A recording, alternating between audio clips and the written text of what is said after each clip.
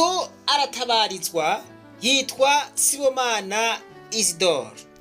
Yahora ari umuganga akora kuri CDS canke Centre de Santé Nyarusebeyi hariya Imabayi. Imabayi ni mu ntara ya Cibitoke.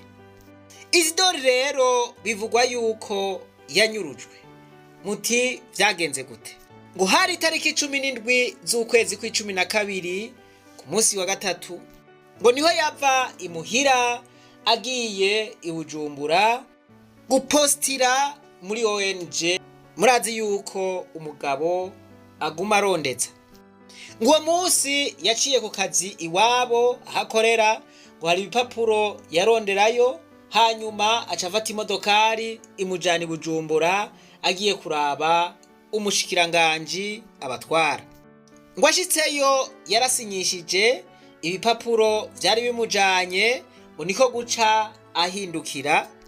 Aho hari ku munsi wa kane.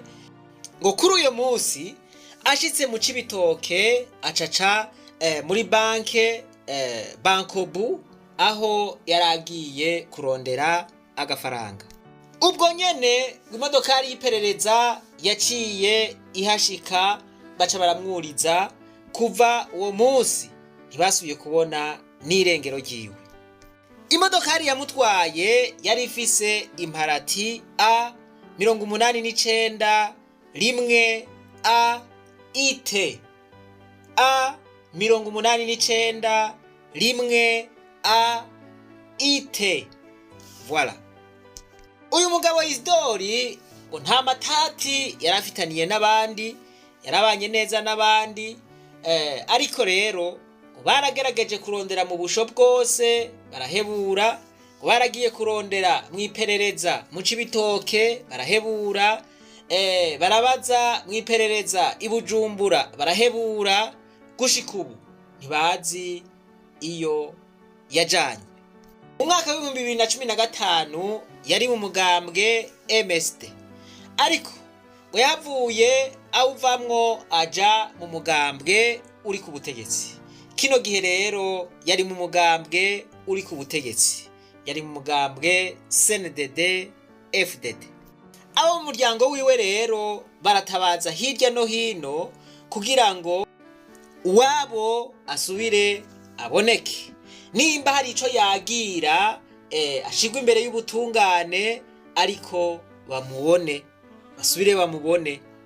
Bagasaba yuko atogirirwa nabi, basaba bashimitse yuko amatohoza yokogwa, kanatsinda ngo n'imparati z'iyo modokari basanzwe bazifise, barazerekana bati rero ntibigoye kumenya abamutwaye niyo bamusize, mu gihe amatohoza canke mu gihe inzego zibijejwe zibikurikiranye.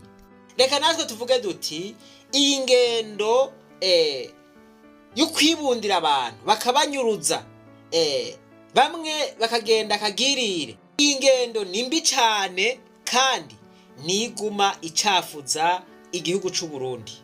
Ababikora ntibaba ariko baratera iteka Burundi, ahubwo baba ariko barabwonona, baba ariko barabucafuza, baba ariko baratuma abantu batinya kuza mu Burundi, bakagira bati ubunyamaswa buri mu Burundi bwararushe burarenga urugero, agateka kazina muntu ntikigera kubahirizwa n'umunsi wa rimwe. Nuko rero turasavye ngo uyu muntu aboneke, kandi aboneke agikomeye. Voilà. Nimba hari ivyo yononye ashigwa imbere y'ubutungane. Nuko Imana nibahezagire mwese, reka twibananize rwa rugendo rwacu maze tugaruze umunezero Satani yatunyaze. Umuntu atarashika mu ishure y'abarundi bose turamuhaye kaze.